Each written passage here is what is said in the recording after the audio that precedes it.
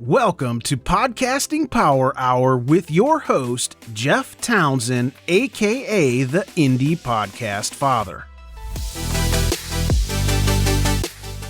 I'm your co-host, Greg, from Indie Drop-In Network. Podcasting Power Hour is recorded live every Monday at 9 p.m. Eastern Time on Twitter Spaces. Every week, an experienced panel of podcasters and other experts will tackle your podcasting questions. We will, of course, put links to all of our guests and any relevant information in the show notes. All right, let's get this party started. It's Podcasting Power Hour here on July 18th. I'm Jeff Townsend, of course. And I want to start this off by saying Greg is in our thoughts and prayers as he overcomes a little bit of an illness. So this evening is dedicated to him. What do you think, Tanner?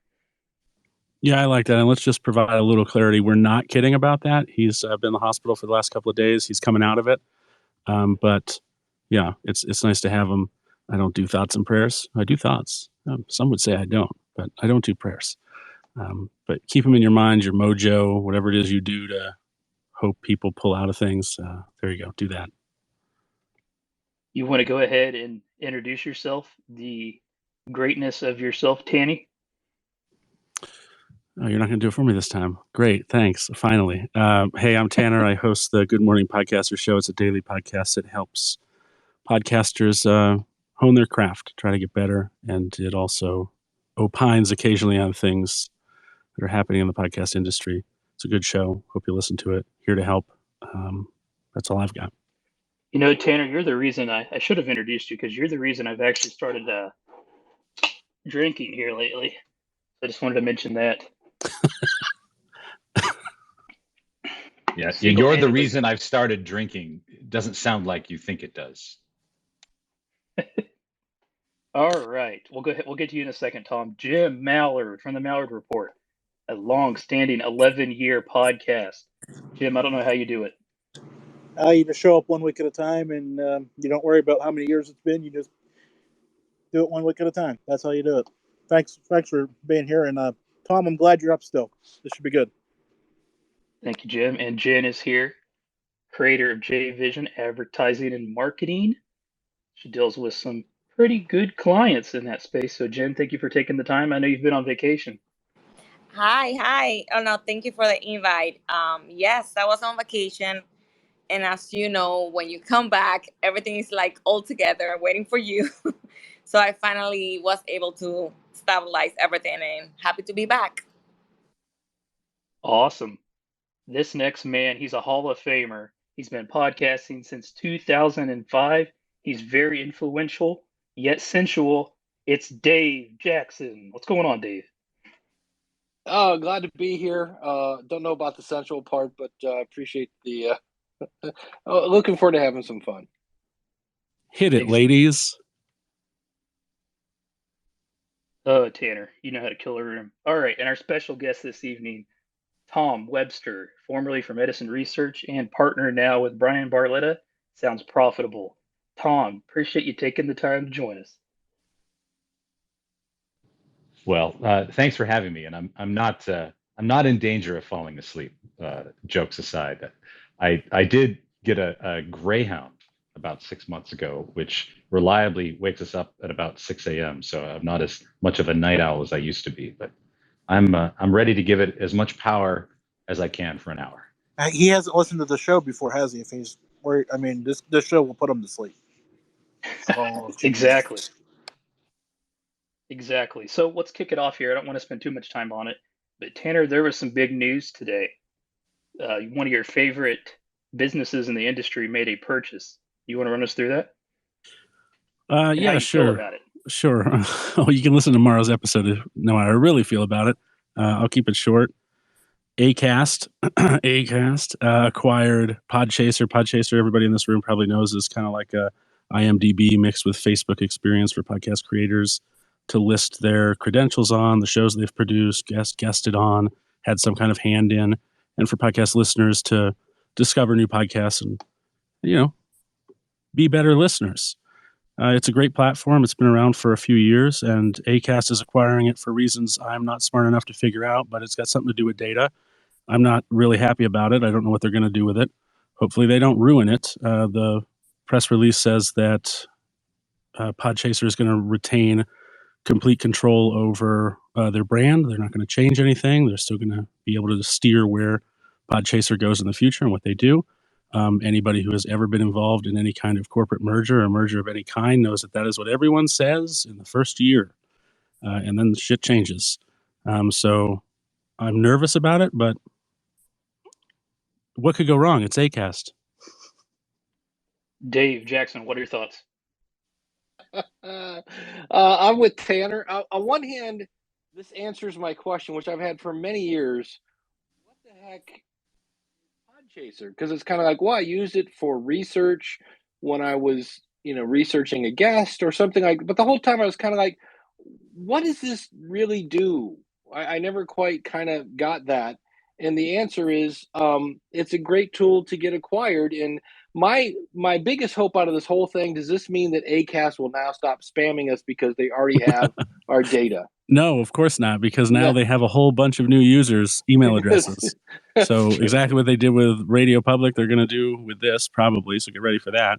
But the other product they have, Dave, I should have said it, and I think this is the real product as far as how they're monetizing what they're making money with. You're familiar with Rephonic, I think, which is far newer than Podchaser, but Podchaser Pro is essentially Rephonic. So it's a way for PR professionals to get a bead on what podcasts are influential, what kind of listeners they have. I think it's all kind of quackery. I don't know how they're coming up with these numbers. I think it's probably as reasonable or as reliable as fucking Listen Notes is, which is the bane of my existence every time I come across someone who thinks they're in the top 0.01% of podcasts. I think that's their real product. And to be frank, I'm afraid that that's the one that Acast is showing up for. And I think that's probably the one they're going to ruin. All right. I tried to, give a speaker invite to James Cridlin. He did not accept it. I was really dying to hear his opinion. But Tom Webster, what do you think? Yeah, I mean, it kind of reminds me of there was a product years ago called Muse that was just basically a giant database of lyrics and artists and albums and titles, and that actually became kind of a hot property in the same way that Foursquare became a hot property long after we all stopped using it. It became valuable as a database, and I think as we see the death of cookies and more intrusive kind of ad targeting measures, that the data that Podchaser has collected to be used for contextual targeting, I think, is of value. And honestly, I'm okay with that part of it, because that's a less intrusive way to reach me rather than kind of give up cookies and my online behavior and things like that. That said, I don't want to get any more emails from Acast that say, "Dear Podcaster." James finally decided to join. I guess I called him out and it worked. Well, I didn't see the invite, so there you go. I to be honest, I think I share a lot about what Tanner has been saying there. It'll be interesting to end up seeing quite what Acast is going to do with this. The one thing I can tell you is that Podchaser has been telling people for the last year or so that Pod News has half of the listens than it actually does, and also that Pod News accepts guests. We're a 3-minute long podcast, guys. We don't accept guests. So if the rest of the database is as reliable as what I've seen, then I'm not so sure, to be honest. Fair enough. I never thought I'd hear you say you agree with Tanner, though. So this is definitely one of those. James and I agree on a lot. Did I just say that? I do apologize. I do apologize. What has got over me? Yeah. James and I agree on a lot. It's just our public rows that get the most attention. Yep. With you and James and about, I don't know, a dozen other individuals. Anyway, everybody that's else, another right? space for another time. Tanner, I'll let you go ahead and kick the conversation off with Tom Webster. While in the meantime, if you have any questions or something you want to talk about, feel free to request to speak and we'll get to you. throughout this conversation here. I didn't realize that was going to be my responsibility tonight. Tom, hi, how are you? This is the second time, round 2. I'm good. Make this one better, Tanner. I can't. That was my best shot the first time. Okay, so let's start with the report that you and Brian, under the Sounds Profitable banner with partnerships with Edison, I'm pretty sure, have released about podcast creators. A lot of good news in that report as far as diversity and inclusion. I think we're now more diverse as podcasters than we are even as a nation. The one thing that I saw that was, I think there's still a lack of female creators when compared to male creators, right? I think there's still a large disparity there, but the largest disparity I noticed wasn't that, it was the financial disparity. Do you have any ideas about, first of all, talk about that financial disparity? Poor people, essentially, and I hate to use that term, I'm consider myself to be a poor person. There are not a lot of poor people podcasting. Is there a way to fix that? How do we fix that? What are your thoughts? Yeah, I mean, I would look at the income figures as a trailing variable, honestly, and it's a trailing variable of education. It's really the education attainment disparity that drives a lot of that. And if you look at some of the data in the creators, look at the percentage of people who say that they've ever worked on a podcast who have attained at least some level of graduate credits, if not an advanced degree, and compare that to the U.S. population, and it's an enormous disparity. And everything else stems from that income, and the type of job that you have. Right, many of us have white collar jobs, information jobs, and those are the kinds of jobs that we can do at our desk. They're the kind of jobs that maybe afford us time to work on a podcast. Maybe not as much time as we would like, but certainly it's a class of humans in the United States that were much more likely to be able to work from home, which is not a thing you could do if you're in the restaurant business or the service industry or the service business or manufacturing. So as much as anything, I think it's educational attainment, and that drives a whole series of class disparities, I think, that stem from that. So hold on a minute. I muted the wrong thing. So I know that we've jumped through hoops to get the ethnic diversity thing sorted. It seems like we have. We will jump through hoops to get the gender disparity thing sorted. Certainly we already are. Do you think we'll jump through hoops to try to solve this problem? I hope so. And I think it starts, and I look at how Apple really built its brand years and years ago in Steve Jobs' first run with the company, and that was in the education space. When they weren't making it in business, they made a huge effort to put Apple computers into schools. This was even before MacBooks and PowerBooks, and these were some bad computers. Let's face it. But they made a huge effort to put them into schools. So with the hope being that when these creative kids left high school, went to college, that they would take their love for Apple computers with them. And I think the same kind of thing has to happen with podcasting as well. I think kids from all social strata and all classes and urban and rural.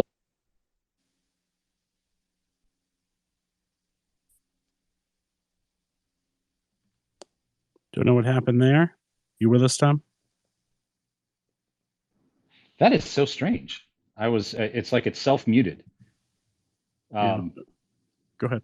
How very strange. Yeah, I think Twitter recognized that the content of what I was saying was really low, and cancel culture. I got canceled by Twitter. Yeah. So I'm not sure where it got cut off there, but I think getting the impetus to have to speak your voice, that your voice matters, into schools, into rural areas, into ex-urban areas, with indigenous people in this country, with all manner of people in this country, where those things are not necessarily being filtered into schools.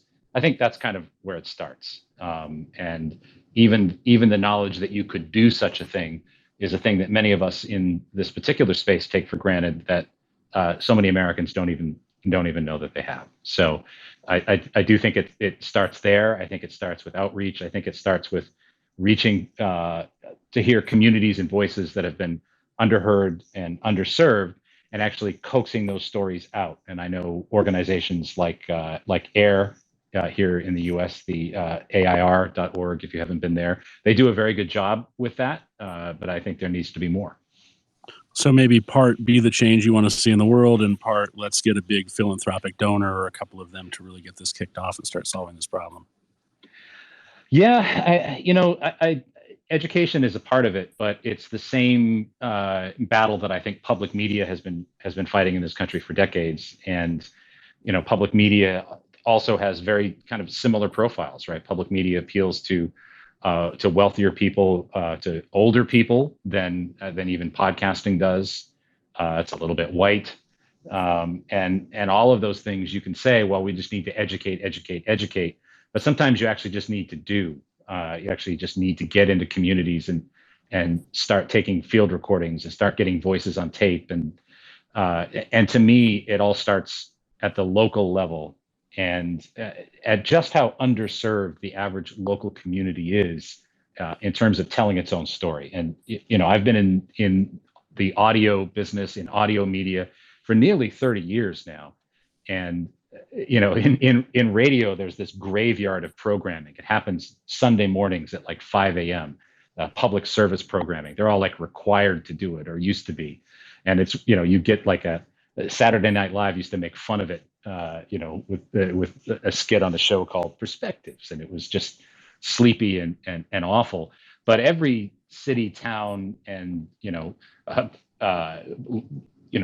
tiniest borough in Maine where I grew up has stories to tell, and no real record of that. And I think starting with some of these hyper local things, getting them, getting people used to understanding the value of hearing their voice, of getting their stories out there. This is not something that has broken through to all of America, and I think that instigates. I know I'm going on here, but that instigates a love for the oral tradition. That instigates a love for audio and oral storytelling, and that's what drives the love for podcasting. Period.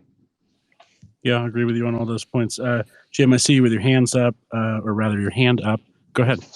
Yeah, this isn't I'm school of just wondering podcasting. how the data compares to YouTube, because I think a lot of younger kids are more apt to create videos on YouTube than create a audio format. Jim Mallard sounds a lot like Dave Jackson. Dave, do you mind if we take Jim first? Oh yeah, absolutely. Thanks, man. I'm not talking. I'm listening to Jim. I think we have a glitch in the matrix there. No, that was me being rude. I apologize. Well, the one thing about YouTube is that YouTube is a singular force, and it's its own dog, right? I mean, podcasting, for better or worse, is spread out and fragmented over dozens of platforms, and everybody's trying to own their own little piece of the garden, whereas YouTube is kind of big, fat, and happy. And they have created a lot of models for success, and now you have kids wanting to be YouTube stars, and you can't laugh at that, right? That's something that you could have laughed at maybe 5 years ago, if you want to crush the dreams of your children, as many of us do. But it's not something you can really laugh at now, because the models for success are there. The models for success in podcasting are not so clear. It's really hard to do. It's really difficult to do. The audience is not quite there yet, even for the medium in general. So, but I think it could get there. I do think that it's podcasting's increased prominence on larger platforms like Spotify help. Not that I'm painting Spotify to be the savior of the industry here, but look, a lot of people have Spotify subscriptions, and if they're going to promote podcasting in front of those people, that's an opportunity. Yeah, agreed. I'll keep my thoughts on Spotify to myself. I'm a little too pro Spotify. I don't want to get accused of shilling. You are. My gosh. So I'm confused here. Dave, did you ask that question, or did Jim? Because I was not looking at the screen on my phone. That was Jim. I Okay. was sitting here listening. I do have a question though. Go ahead. And I think Tom hit the nail on the head. I think people don't know that it's possible, but I would love to know, like, how many of this group have cell phones, because God help us, if they got a cell phone, they have Anchor. It's free. So Michael, maybe they just don't know that's available, because you can definitely podcast for free if you have a phone. And I thought, well, maybe that's a case where this demographic doesn't have a cell phone.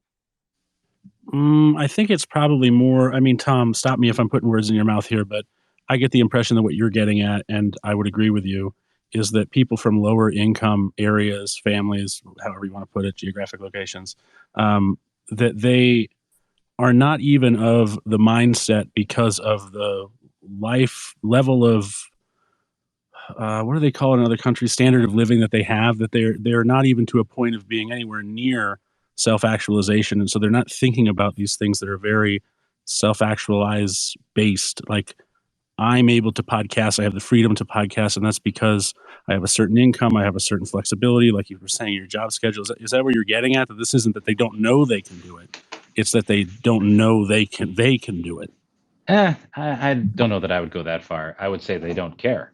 And I don't know that anyone's made the case to them that they should care. This is a thing that in my career as a researcher, I've looked at extensively. And, two of the 5 most widely cited reasons why people who are familiar with the term podcasting don't listen to a podcast are, number one, I don't have anything on my phone or an app that lets me listen to them, right? And number two, it doesn't give me anything I don't already have. And what they already have to a certain extent are, yes, there's radio, but there's Netflix and there's TikTok. And does podcasting give them something better than that? I'm not sure that case has been made. So in no way would I look askance at the background of people that aren't listening to podcasts with some kind of thought that they're deficient. I don't think anybody from a content standpoint has made a compelling case. And there's a significant percentage of the population that thinks podcasting is just catch-up radio, and they already listen to it on the radio. So what are they getting that's new here? And we haven't made the case. I think did you think I meant listeners? I was talking about creators. I don't know what you meant, Tanner. We never do. That's all right. That's okay. Go ahead, Jeff. You got something? No, but Ed, I know you requested to speak. Anybody else has any comments or anything about podcasting they want to talk about, go ahead and request. But Ed, you've been waiting patiently. What you got? Oh, sorry, I wasn't expecting to be called. I just wanted to chime in on the thing with the computers in the 70s. When I was 12 and went from elementary school to middle school, my school in a middle-class neighborhood in suburban California had multiple Apple II computers in our math classes. I learned how to program a computer when I was 12 with the old punch cards with the 0 through 9s that you would have to run through the reader. But that was right before California voted in Proposition 13, which cut school funding severely and has kind of directly led to the stupidity of America, in my opinion, by just cutting taxes over and over and over and over again. But that's another story for another time. But yeah, when I was a kid, the first time I ever saw a computer was in my 7th grade math class. And we were actually expected to learn how to operate it, which was much more interesting than math itself.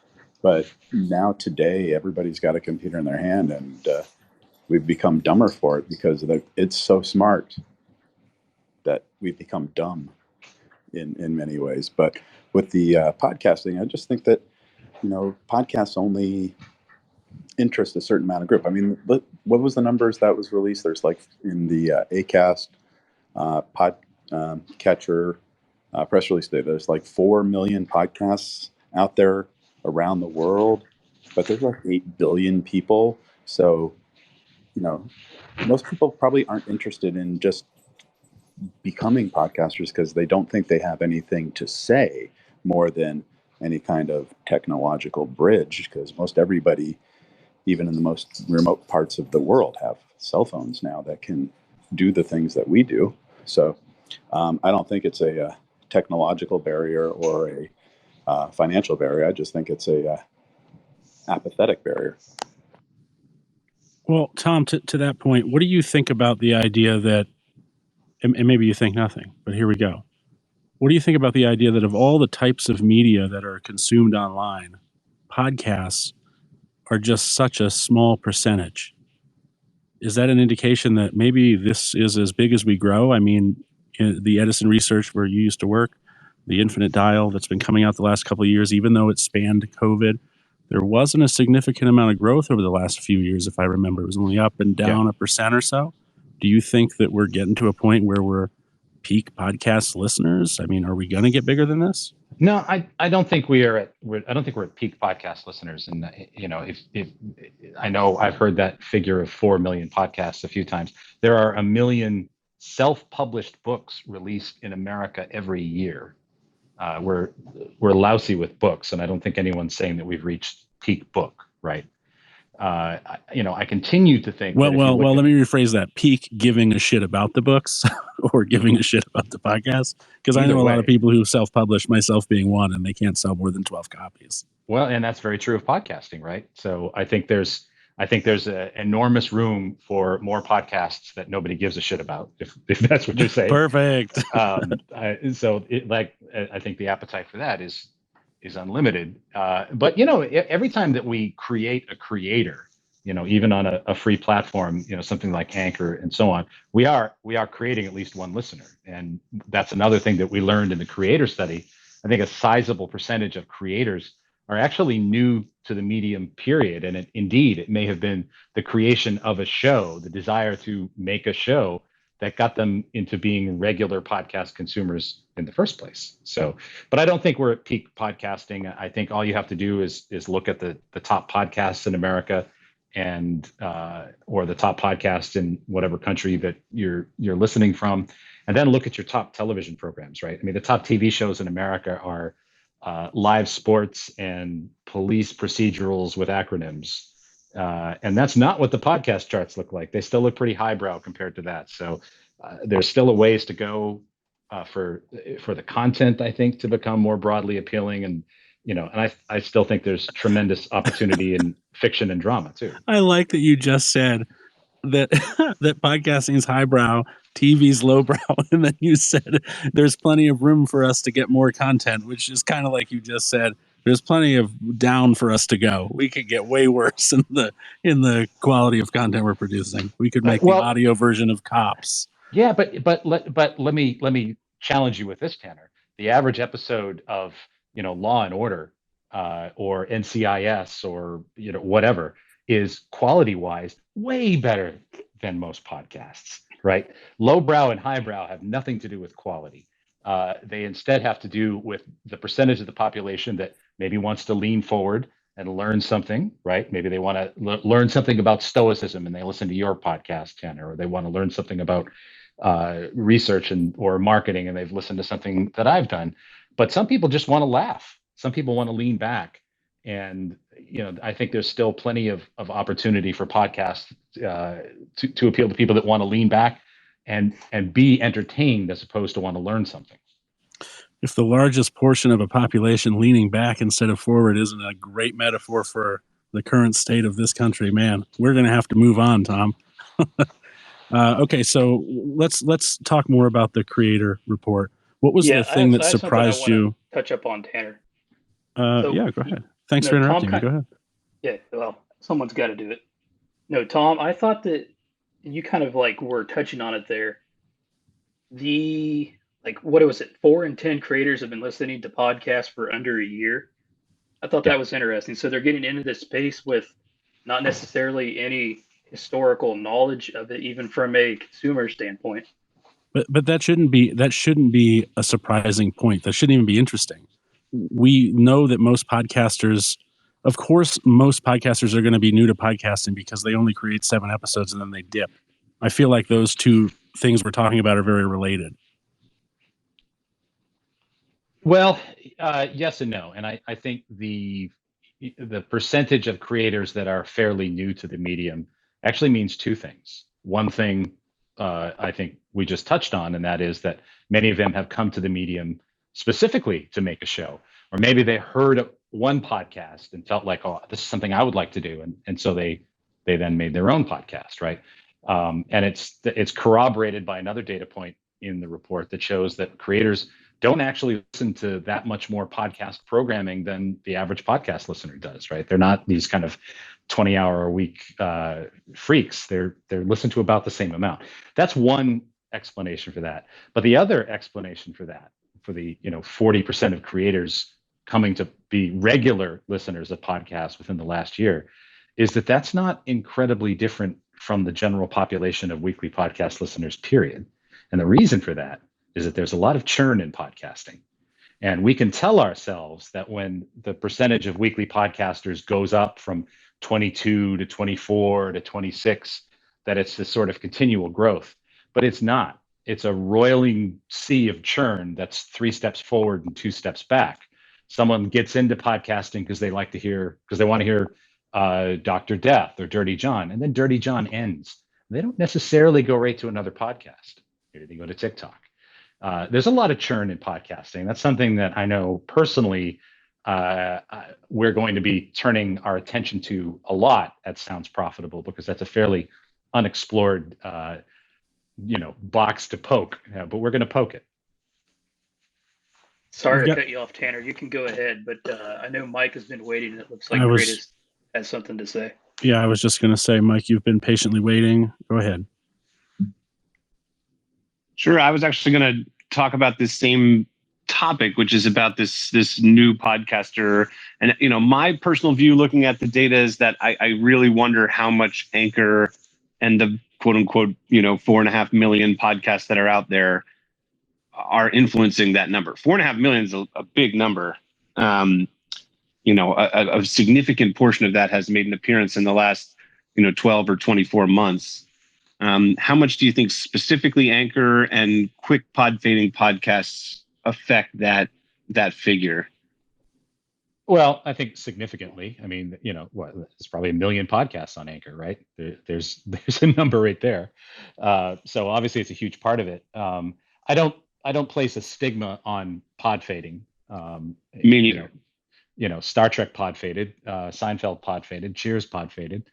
Lots of things pod fade, right? The only difference between a pod fade and a television show being canceled is who decides to end it, I guess. But I'm thrilled that so many people have tried sort of these newer, free, easy to use tools just to try it out. Like you never know unless you try it out, and some people might decide it's not for them. And guess what? They didn't risk anything. So great. Podcasting Power Hour is part of Indie Drop-In Network. If you are a podcaster looking to grow your listeners, check out IndieDropIn.com. Indie Drop-In is always free, and we have opportunities right now for comedy, true crime, scary, and paranormal podcasts. Just go to IndieDropIn.com to learn more. It's always been interesting to me that we have, what's the figure, Tom? Something like there's 4.2 million podcasts accessible by RSS feed according to Podcast Index, but really only 680, 700,000 have published within the last, is it 90 days or 60 days? I think it's 90. I think it's 90 from, I think that resonates 90 to me. So what's curious about that to me is that means that all of those other podcasts are offline, but are maintaining their hosting. That's always been curious to me. Well, look, I've got 4 podcasts that I'm not active in that the hosting is maintained for. It's ego. Like I don't want those things to disappear forever. I'm not doing them anymore, but yeah, I'm still paying hosting bills for, defunct shows, but they're still creative output. There's still things I put out there. I'd still like them out there. We've also had the greatest song ever sung poorly. Hey man, how are you? Go ahead. Good, Tanner. How are you? This actually, all of this stuff kind of goes back into what I used to do for a living when I worked in television. So if you think about it, it goes back to what you say a lot with closed versus open systems. So back when we had 3 major networks in the United States, a show like Bonanza could have a season where they did a 28 rating and a 41 share because there were so few options out there in terms of what's available and what's in distribution. Can you, for those of us, including myself, who don't know what 28 score Okay. 40 share means? Yeah, gotcha. So the rating part was the amount of viewers, and the share was the percentage of viewers who were watching that program at the time. Let me just look up something contemporary real quick. Top rated share show. I mean, ultimately, this 2022. is a discussion about what, that because we're talking about there's too many, the fact that there's so many out there, there is competition to be discovered. That's what this discussion is. Yes and no. It's not just that. It's the competition certainly helps to lower that across the spectrum, but the distribution systems too. That we're not all listening on Spotify. That we're not all listening on Apple Podcasts. That there's a million different options, and there's very, very poor tracking system wide for all of that stuff. Does play a factor in some of it, I think. While you're looking, why don't we go to Dave? Go ahead, Dave. Yeah, first things first, I couldn't hear a thing he said. That's really weird. I think my phone's, I don't know, having a bad night. And so if I ask a question, it sounds like I'm ignoring what he just said, and I didn't hear what he said. But I'm dying to know the thing that got me, because we've been screaming, women get into podcasting for years. And when I go to Podcast Movement or Podfest, etc., it seems like it's 50-50, if not in some cases I'm outnumbered kind of thing. And I just wasn't sure, like, why is that such a discrepancy, I guess. I love that you brought this up. And it's a really important point, I think, especially kind of when you think about just demographics and statistics, and it's a much broader point, I think. First I want to explain how we got the number that we got in the creator study. For this year, and this is the first year of it, we had a very broad screen to get into the survey. We asked a very simple question: do you currently or have you ever produced a podcast? Right. So there's a historical look at this. Now, there's going to be a bias because it's survey research. There's going to be a bias on recency. But if you look back at the history of making podcasts, back in 2005, when I first started researching podcasting and really started getting into the space, the podcast audience itself was like nearly 70% men, right? It was hugely biased towards white men. And there are some reasons for that, which I can touch on in just a second. But it just takes a while for that to right itself, because here's the thing: is setting things to be equal and fair does not make things necessarily equitable, right? If I have $1 and you have 50 cents, and we agree to continually split every dollar from now on 50 cents a piece, I will always have more than you. So the only thing that rights the ship is unfairness or inequitableness in the other direction. So for that to be restored, it can't just be that half of new creators are women. It has to be more than that. So we have to work harder at it. Well, it's great that you brought that up, because that's just happened with underrepresentation of white creators in podcasting. We are, for the first time that we know of, underrepresented I say points. That's probably not right from a data perspective, but by like a few points. Yeah. And I think, this is, I think, indicative of a segment of the population that is not being heard in mainstream media, and they're not being represented in mainstream media. They've actively sought out the tools to right the ship. And I think that's going to continue to happen. I fully expect that the podcast audience, it's already trended that way, will continue to be more diverse than the US population. We see that with creators. But ultimately, the creators inform the content that is being created. And I think the fact that we have so many creators of color has absolutely led to the audience for podcasting being as diverse, if not more diverse, than the US population. But the audience for podcasting does still lag behind in gender equality. And it's a little warped in terms of age too. We haven't even touched on that. So those things, I think, have to be addressed somehow for podcasting to really occupy the footprint that I think it can in this country. And what footprint is that? Well, I can tell you what I think the ceiling is, and I don't know that it's going to be the ceiling for podcasting, but I do know the percentage of the population that listens to spoken word audio.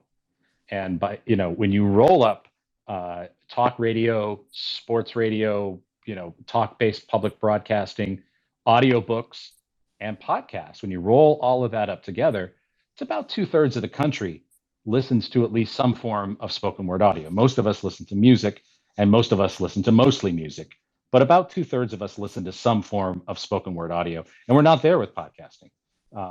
I think there are places to grow in some of the areas of content that I've suggested. I think there are places to grow.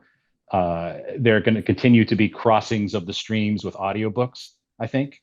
But that is what I think the ceiling is. The ceiling's not 100%. That's ludicrous. We don't all want to listen to spoken word audio, but that's where it could go. So you think it's 60 to 70%, somewhere in there? You'd feel like, all right, we've done it. This is as big as we're going to get. I think so. Yeah. I mean, there's a point to which there are people that just don't have that tradition. They don't have that experience or desire to listen to spoken word audio. There's a percentage of the population that doesn't listen to anything, if you can believe that. I don't listen to anything. Well, how about, I'm interested to get your thoughts after having said that.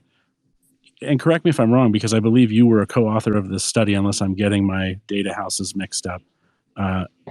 Wasn't there a study done in Ireland within the last couple of years that the percentage of the population in Ireland that listens to podcasts is extraordinarily high?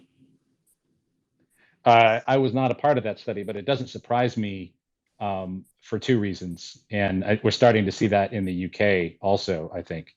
And that's just that there's a rich heritage of spoken word content in those countries. I mean, some of the biggest radio stations in Ireland are talk stations. They're massive. There's a huge tradition in many European countries for people of all ages to listen to the main kind of state broadcast, state-run news and information service. It's not a tradition that we have here in the United States, or at least we haven't in decades.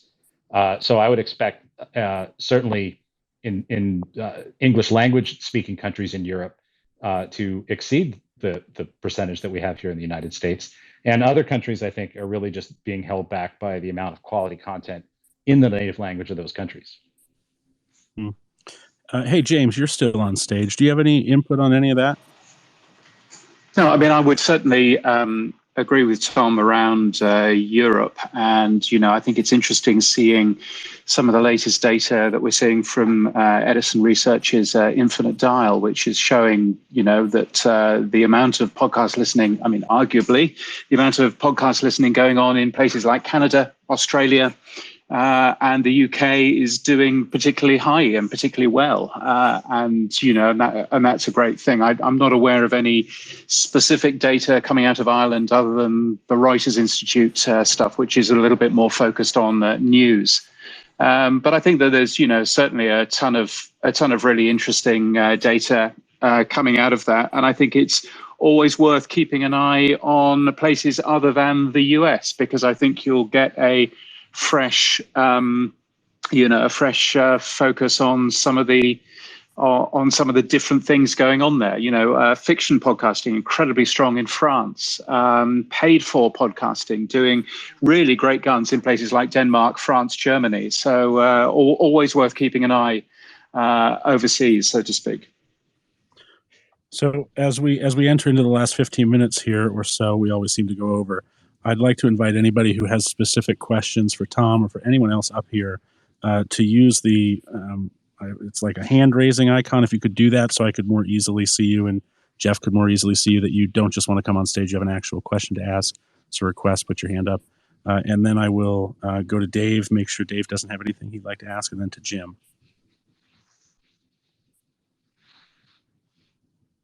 Dave forfeits Jim. No, okay, go ahead, Dave. No, I'm good at this point. Thanks. What? Okay, Jim, how about you? I'm going to jump on the Dave Jackson bandwagon again and just let anybody else want to jump in here. I'm excited to talk about data because I think in the other countries, I've noticed Ireland definitely is strong for sure, because I've had several guests on from over there and it always does well. So Jim, I should just mention I should just mention, by the way, that the number one thing on Irish radio for a long, long time has been the obituaries. Who has died today? That's actually the number one thing, which is a really weird thing. But also, again, just worthwhile clocking that actually in Ireland, radio, even the hit commercial radio, has to have a percentage of speech content as part of the license conditions. So I think it's 25%. Tom, you may know better than me. And so therefore, actually, people are very used to hearing large chunks of spoken word, which, of course, is very good for podcasting as well.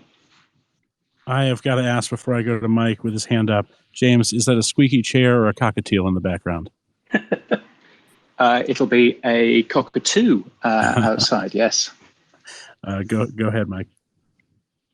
Yeah, thanks for letting me chat. Tom, on Red Circle's support channel, at least a couple times a week, we get people writing in asking where they can upload their content to YouTube. In other words, expecting that podcasts and YouTube are the same thing. We even had somebody apply for a job and get through a couple interviews, I think, before they realized that we were an audio company. And I wonder if you think that may have some influence on the data here. When you asked, you said that the question was sort of, have you produced a podcast? Whether some of those folks may be video creators and how you think that may adjust the data. Well, I think there's some extent to which that could be true, right? I mean, it's a simple survey research question. The one thing I will say, though, in this particular data set, it's much less likely to be true. And it's worth explaining just for 30 seconds about where this data comes from. It's derived from a data set that is actually provided to us by Edison called Edison Podcast Metrics. And Edison Podcast Metrics is a significant study. It's about to bump up to 20,000 respondents a year who are all weekly podcast listeners. And as the co-creator of that particular study and designer of it, I can tell you the amount of labor that goes into it.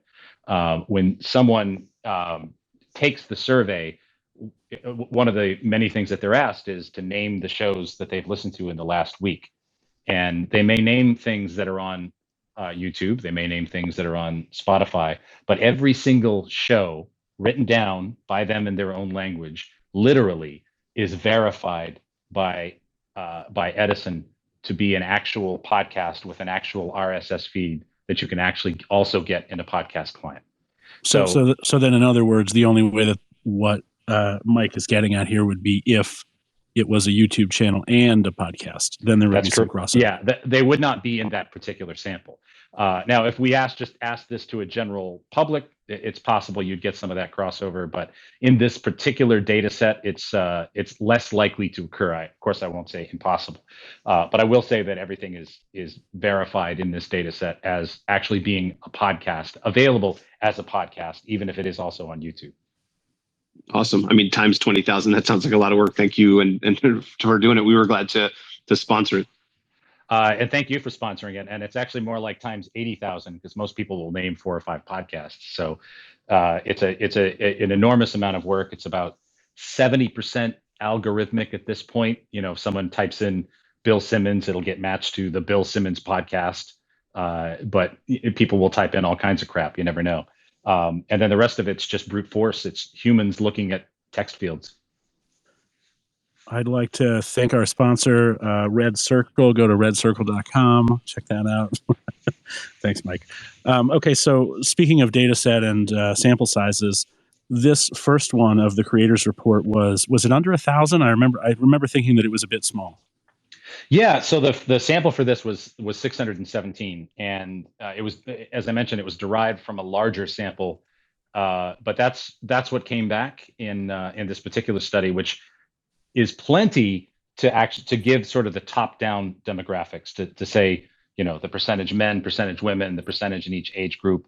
That's plenty to do that within a few percentage points. What it's not enough to do is to dive deeper and do any kind of in-depth analysis on Black creators or older creators.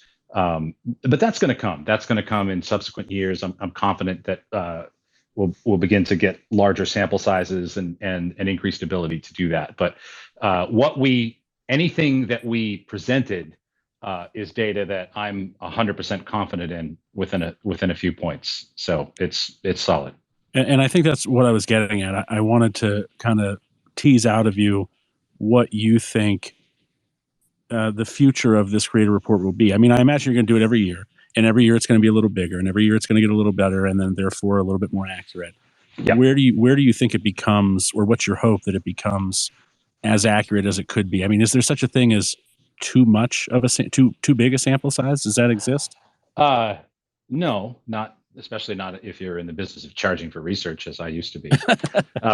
No, I don't think so. But I do have some hopes and dreams for the study, and I think, first of all, again, the source data for this is coming from Edison Podcast Metrics, and they have recently dramatically increased the sample size for the core study. So I would expect, doing nothing else, that our total sample for next year would be at least double what it was this year. But things that I hope to continue to add to the study, a little bit more detail on what these creators are creating. And we do have some data in this study about what these creators are consuming, because that's data that's collected of everybody in Edison Podcast Metrics. But I would like to get a sense of are certain topics or genres in podcasting being overserved, underserved, at least in proportion to what the tastes of the general audience are. Because I suspect that's going to have a lot to do with growing podcasting in the future. All right, Tom. Well, we're coming up to the last 5 or 6 minutes, so let me ask you this: is there anything that you would like to share with the people who are listening? A big project you're working on, future plans, where you get your dog's hair cut at, how that's going? Well, let's start with the dog. Tanner. That's a good place to start. This is a retired racing greyhound that has very little hair, because that would impede its forward progress. It is a very lean and muscular beast. But as far as projects that we're working on right now, we are super excited, Brian and I, for Sounds Profitable to be hosting day 0 of Podcast Movement for our sponsors. So basically, if you're a sponsor of Sounds Profitable, which we are pushing about 100, and you have a ticket to Podcast Movement, you have a ticket to the Sounds Profitable Business Summit. And we're going to be premiering a brand new research study there. And it's basically the best I can do to look at a very sticky question. And that is there really a difference between live host read ads, dynamically inserted host read ads, and announcer read ads, if they are all set equal, done to a high standard, done for the same brand, done on the same show? Tried to eliminate every variable that I could in the design of this study. And we are going to get to the bottom of this, and I'm super excited to put that out. I am so afraid that the answer to that is that it doesn't matter. I think the answer to that is that it's not going to matter much. Yeah. And I think what that's going to do is that's going to unlock some things, and it's going to make some people unhappy. But ultimately, it's going to make some people better, because I think the difference between a crappy radio style programmatic ad and a great host read ad, it's not about where that ad came from, it's the care that went into it. And a lot of times when you hear like some screaming crappy ad that's twice the volume of the podcast you're listening to, it's not the fact that it's programmatic, it's like some dude that didn't do his job right. And hopefully that all gets better, and that all gets better with education, and I'm proud to be a part of that. Well, so this is if you have a ticket to Podcast Movement, you might have a ticket to this if you're a sponsor of Sounds Profitable. For anybody who's not aware of Sounds Profitable, I understand it to be a sister publication of Pod News, which I'm sure everybody in this room knows about, and it focuses specifically on the ad tech world. So if you are a data wonk, if you really care about learning about this stuff, soundsprofitable.com is the domain. It's free to sign up, doesn't cost you anything. However, if you'd like to be a sponsor of this, what are we looking at here? Tom, is this expensive? Are people going to be like, holy shit, this is $1,000 a month, I can't do that? Or is there space for people who, maybe could do $100 a month sponsorship or something? Yeah. Like that? Well, I mean, I would say two things. First of all, we put out an enormous amount of content for free, including all of these studies that I'm talking about. And 100%. these studies are put out simultaneously for free. And, we've really expanded the purview of Sounds Profitable beyond ad tech to be the business of podcasting, and that's kind of, I think, why I was so excited to join Brian, is that we both have an opportunity here to make the space bigger, to try to give people the careers that we have had, right? So that's something that we're very focused on. So we will continue to provide a lot of free things. Sponsors to Sounds Profitable have access to consulting services and obviously attendance to, we're going to be doing 4 of these summits a year, and that's $500 a month. And as I mentioned, we've got just about 100 sponsors. Thank you, Red Circle. And thank you, Red Circle, for being one of the sponsors to the Creator Study. But that's the cost of sponsorship, and that has a number of benefits. And would you say, and I think the answer to this is going to be yes, but would you say there's a particular kind of creator that would want to be a sponsor of this, right? This isn't for the average creator is going to get more than enough to learn more than enough from the newsletter, from the articles, from the other stuff you're doing. You mentioned the load of free stuff you're doing. Who is somebody who would really benefit from sponsoring? Maybe they're in this room, maybe they're not, but who's the ideal sponsor? Yeah, I think one of the things that Brian and I, as a function of having so many sponsors and these sponsors having consulting time with us, is that we are talking to everybody.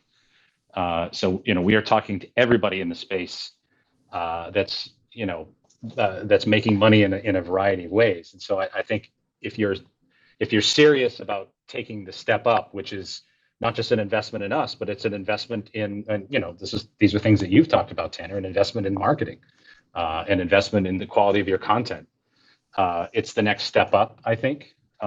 But having said that, we are very committed to continuing to provide even more than we have provided for free. And I think, when I started serving the space back in 2005, it was very much for the independent creator, because that's all there was. And so that's definitely in my DNA, and that's going to continue to be in our DNA as we go forward. Go ahead, Jim. I see you coming off mic. Yeah, I was just thinking that I think the future of ads is a well-read host ad, because it'll be more integrated into the show. That's just my 2 cents, but it's still early in that, though. I think this first set, I'm talking in 10 years. Just my 2 cents for the record. Mark it down. All right, we will mark it down, and we'll see if Tom agrees with you at Podcast Movement. Tom, man, thank you so much for. I want to make it real clear, real quick too, that and I hope that this was clear. If you have a ticket to Podcast Movement and you are a sponsor, you have a ticket to the Sounds Profitable Business Summit. Yeah. I think that was clear, but I got a question about that. But I'll be there. I look forward to meeting and talking to as many of you as I can. Hey, we do have Jacking Around Jack Ingram podcast request to speak. Don't want to leave them out. Oh, sorry, Jack, didn't see you. Go ahead. Or not Jack. Matt. Yeah, Matt. Yes, sir. Now, I was just got some interesting insights I was provided by a big record company in Nashville. They're concerned, relatively speaking, they're seeing the podcast list. Obviously the music listeners are increasing, but they're seeing their podcast listeners substantially increase, taking away listening time from the music space. So, and their biggest impact is on Gen Z, and they published an internal report about it. They were so concerned about it, and I think this data was driven by, I can't see where the data, it was just forwarded to me about 2 months ago by a marketing executive, but it's pretty interesting stuff. It's 56% of Gen Z now listen to podcasts monthly, up 44% from just 2 years ago. And there always says, we are seeing the impact of podcasts on time spent listening to music on the platform. So they're just overly concerned about spoken words beginning to take place of some of the music listeners in the country. And they have a bunch of international data too. So it's just interesting. I thought I'd share. Man, if that report accidentally made it to James at podnews.net, I think that might be okay. He can reach, I'll read this, reach out to me via message. I'll read it to you. I'd get my ass chewed if I shared it to you digitally, but I'll be more than happy to read this report. It's a pretty fascinating report, but I would have to call my buddy and see if it's okay to share it with you. I don't think you would mind. I'd love to share this report. It's a 12-page report with a 1 page from our corporate insights team. So pretty interesting stuff. But reach out to me via the messaging, and then I'll get permission to share this with you, and I'll do that. There you go, James. That might be an old-fashioned scoop. You never know. Okay, well, hey, now I'm going to try this for the third time. Thank Tom, thank you for taking the time to be here and for answering what I'm sure were some inane questions from me and smart questions from other people. There are no stupid questions, Tanner. There are only stupid people. Well, hopefully I'm not one of them. It is 10 o'clock on the East Coast where you're at, so it's probably time for you to go to bed. It's time for me to go to bed, and it's only 8 o'clock where I am. Jeff, over to you, my man. Well, we got to do things the right way like we usually do. Closing thoughts on this evening. Mine is kind of a question for Tom. Aside from some of the things that you wanted to drill down more on what the kind of content's being created, what's something existing in this report that was released that's going to be like a focal point moving forward? And what do you want to drill down on more? I want to drill down more on content. Like I said, I've got a 30-year career of looking at audiences and what audiences want and what audiences don't want in media, in all kinds of media. And podcasting is not really at the stage yet where it's doing a lot of research on content, on kind of content holes and content opportunities. It's still very focused on sales and monetization, and that's what's paying the bills. But good old-fashioned content research is kind of where I made my bread and butter in the first part of my career, and I'm looking forward to podcasting growing there. Tanner, your closing thoughts on this evening. I think this has been great. It's always good to get to hear someone who really knows and understands the thing they care about talk about that thing. I have often said that I love listening to competent people talk about competent things, even if I'm not particularly interested in whatever that thing is. That's not the case with Tom. He's a competent guy who talks about something he cares a lot about and that I happen to have a lot of interest in, so it's always a good opportunity to get to hear him speak on it. So again, Tom, thank you.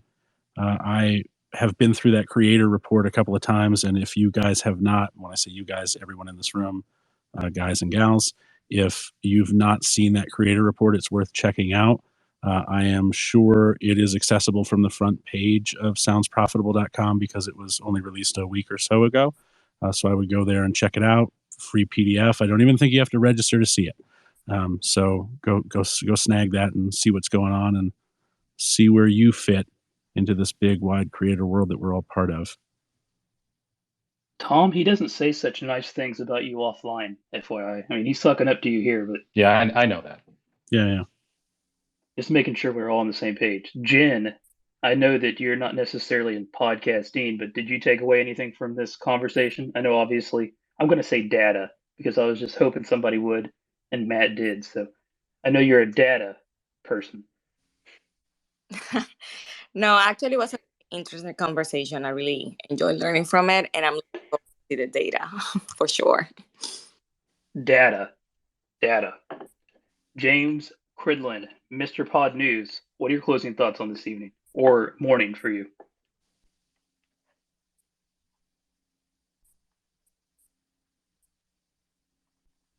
He must be busy.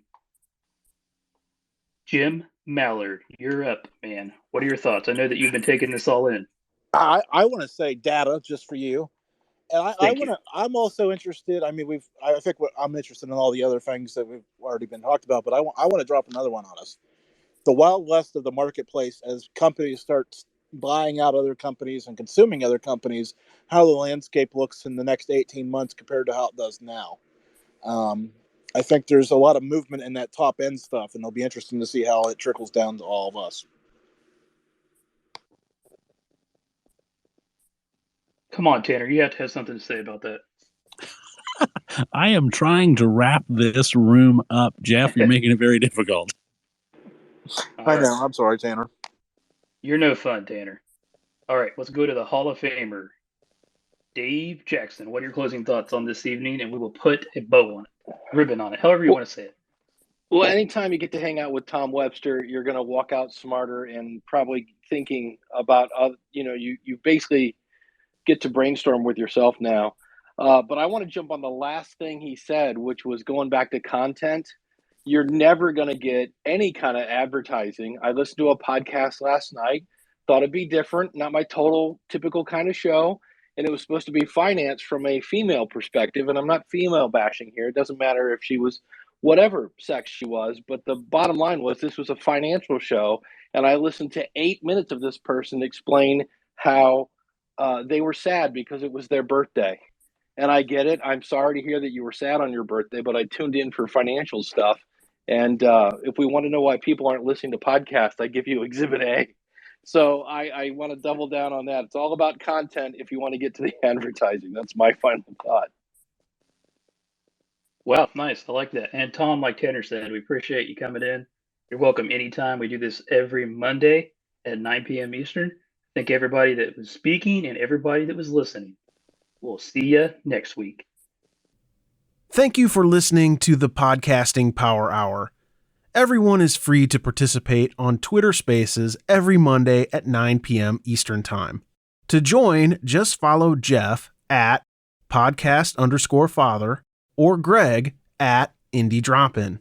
If you found this podcast helpful, go into your podcast app and write a quick review. Other podcasters will see it and know this show is worth listening to. Also, I'll put a few links in the show notes for ways you can support the show. I think by now you know we love our coffee. Have a great week.